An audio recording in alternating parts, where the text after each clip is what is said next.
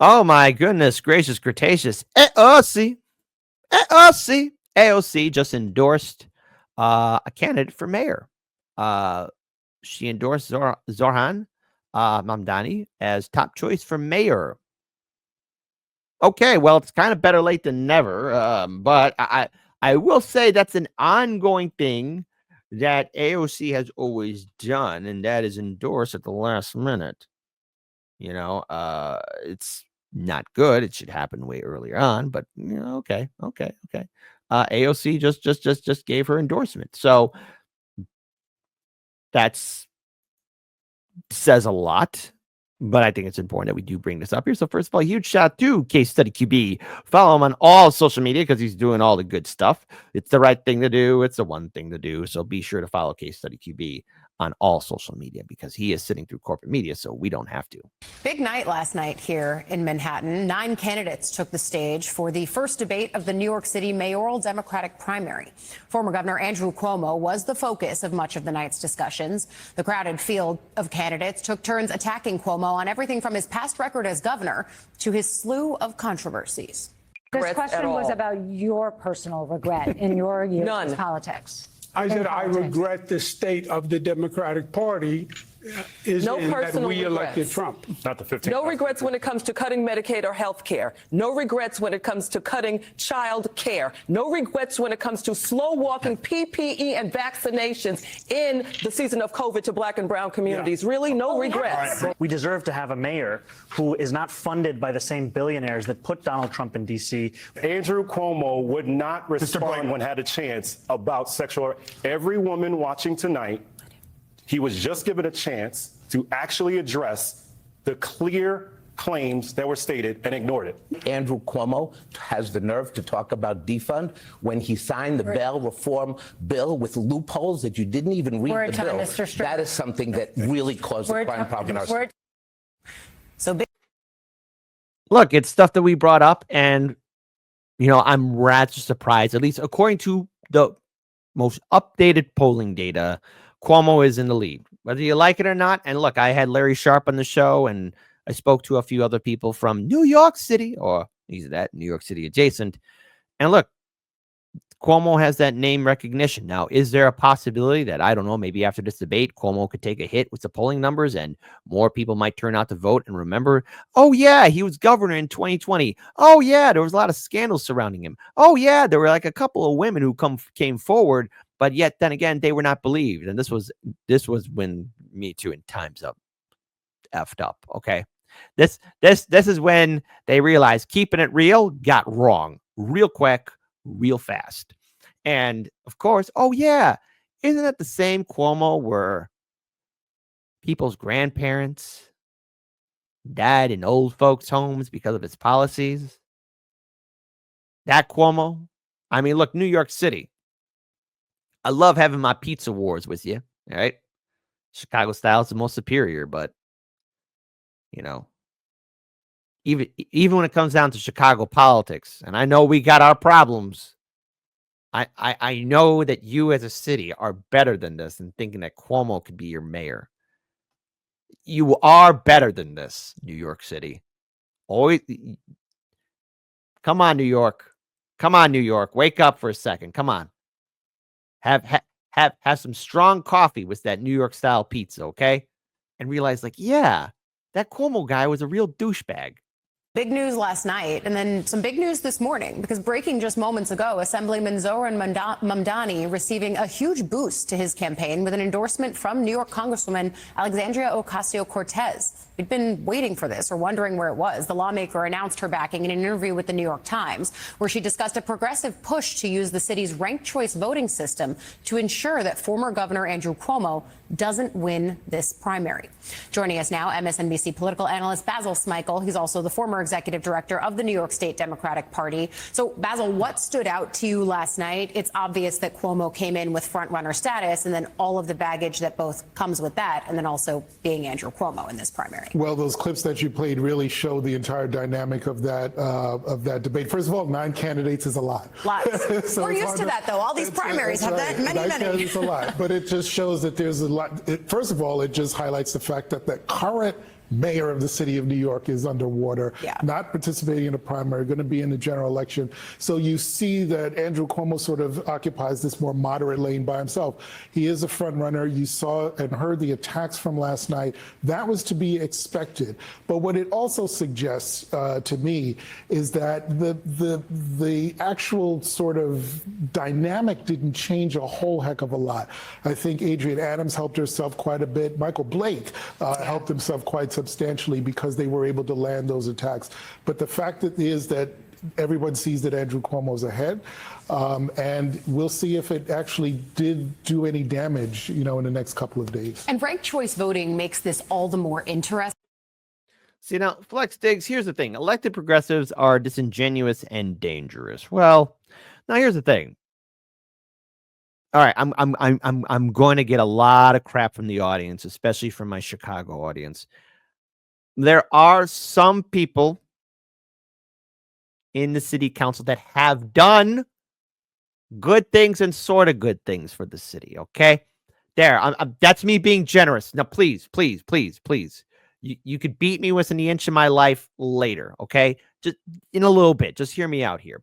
But when we look at the progressive movement, the reason why right now I question people who are progressives running in the Democrat Party is because the last 8 years of being in these trenches, I've seen what the Democrat Party can do with institutions and people and groups that fight for social issues that I think we all agree on, but in turn get co-opted and become a shell of what they once used to be. It's almost as though a parasite went inside them and sucked the soul right out of them. No pun intended.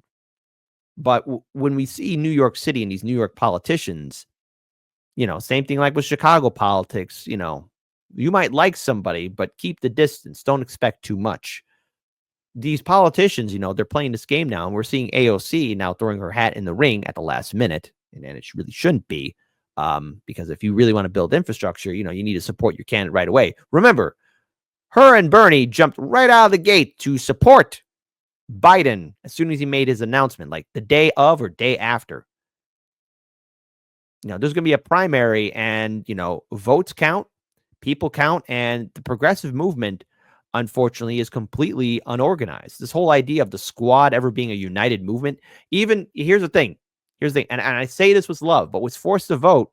We knew this at the time, but even was forced to vote for those 15 congressmen and women. They were never a squad. They were never united, and I don't think they ever would unite. But an attempt was made to hold them accountable for their actions, and at least remember that all of them fought for Medicare.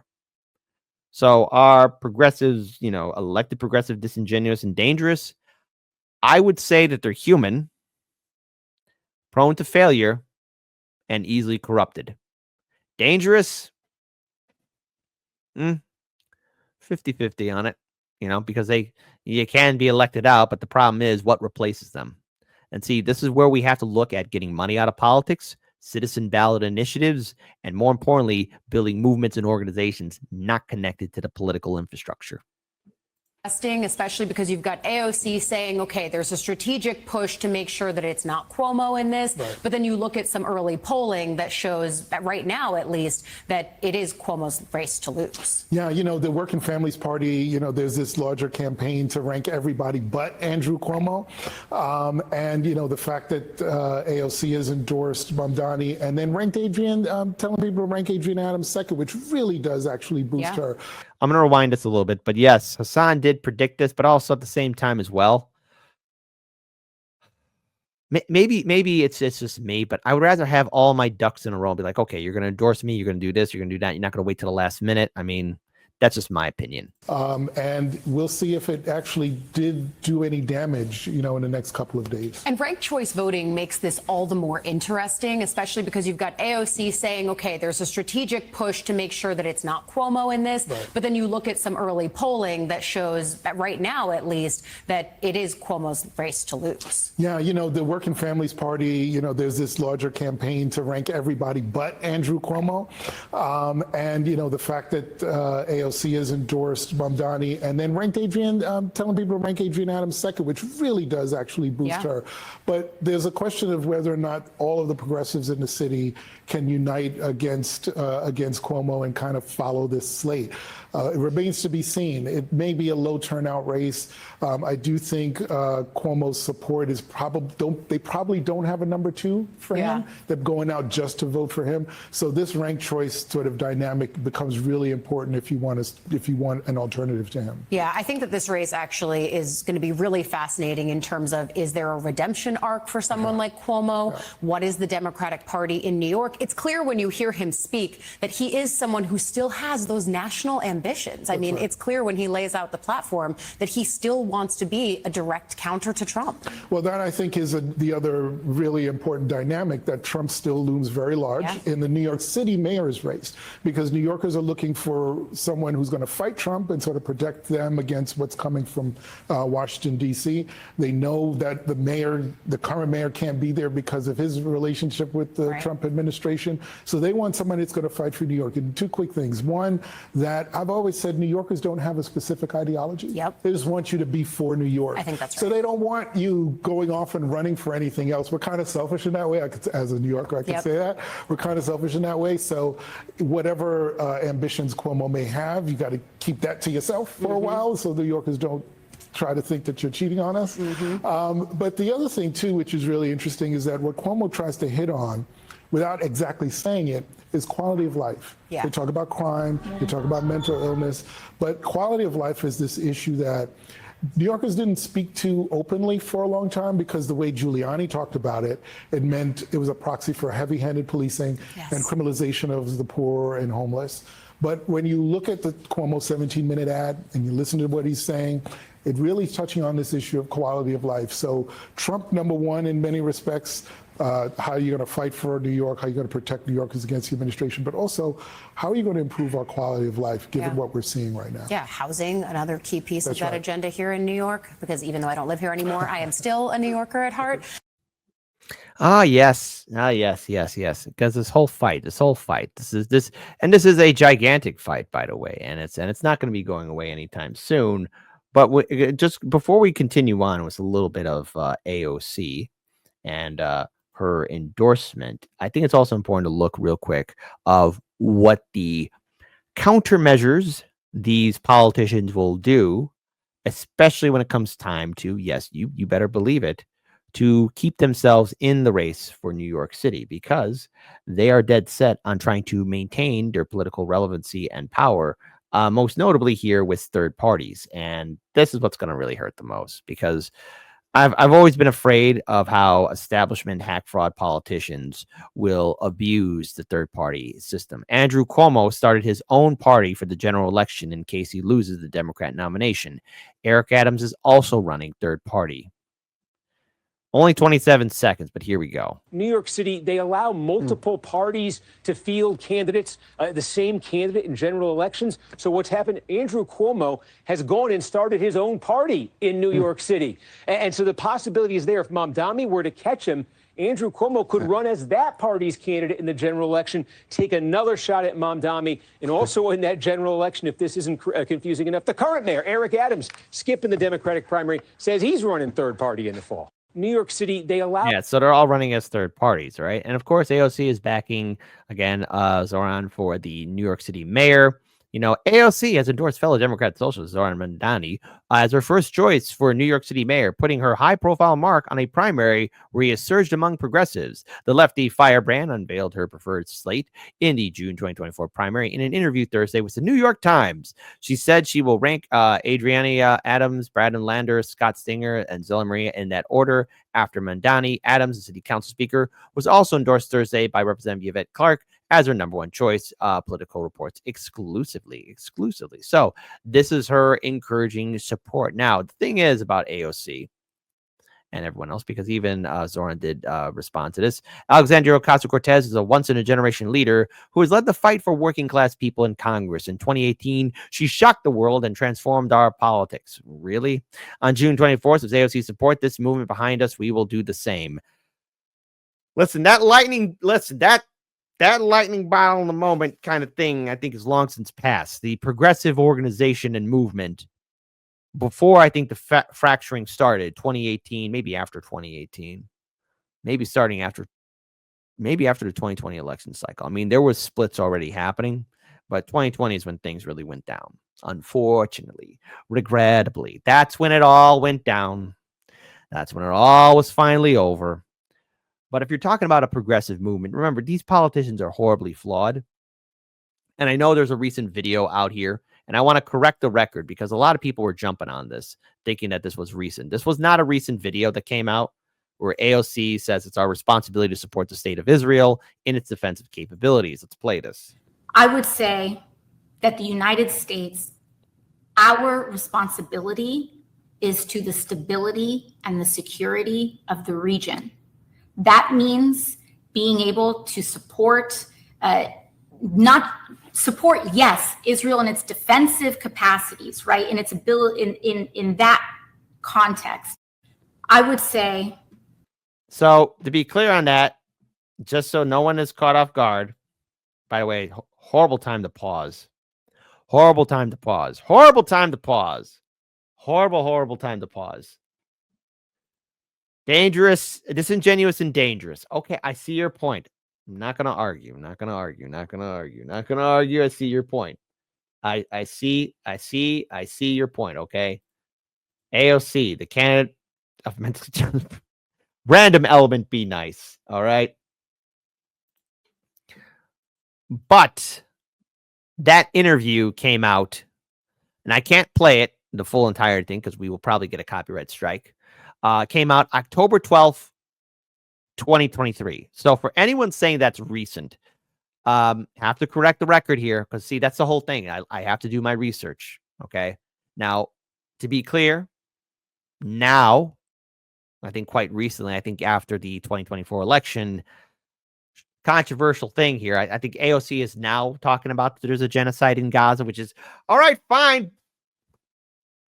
Better late than never, but okay. But that was from 2023. And again, the internet can make people think that an old video is new. And not to mention, we got to be careful of AI. But that is from an interview from October 12th, 2023, where she was on Hot 97. Hot 97. Ooh la la. So you got to correct the record. So what does this endorsement mean for Zohran? Well, he can potentially get a huge boost. To be clear, we know when I've had Jose Vega on the show, and yes, even Larry Sharp, AOC is very active and engaged with her community. However, which way you feel about her, she does engage with her community, which is a rarity amongst U.S. politicians. It's probably one of the few redeemable things I would say about her. You know, if you're going to be engaging with your community, fine. Plus, she also engaged with her community after the election. Hey, who'd you vote for president, and who'd you vote for in the other down ballots? And when she got the answer, majority of people in her district voted for Trump, but they also voted for her. So with her ability to not only get elected, get reelected, it could cause a huge wave of support for Zohran to potentially win the primary. Because in Chicago, the last two elections that we had in 2019 and in 2023, we did have a crowded primary, and it then came down to just two candidates running. And if Zohran has what it takes to be one of the final two, fantastic. But also that this entire election for the general election in New York City could get very interesting, because now you have Cuomo running as a third-party candidate, or potentially setting one up. And you also have another candidate as well, Eric Adams, also running third party. New York, you're going to have one hell of a show on election night, or at least for the primary. But remember, the only way you're going to get through this is by having a nice slice of pizza. Make sure it's Chicago style, though.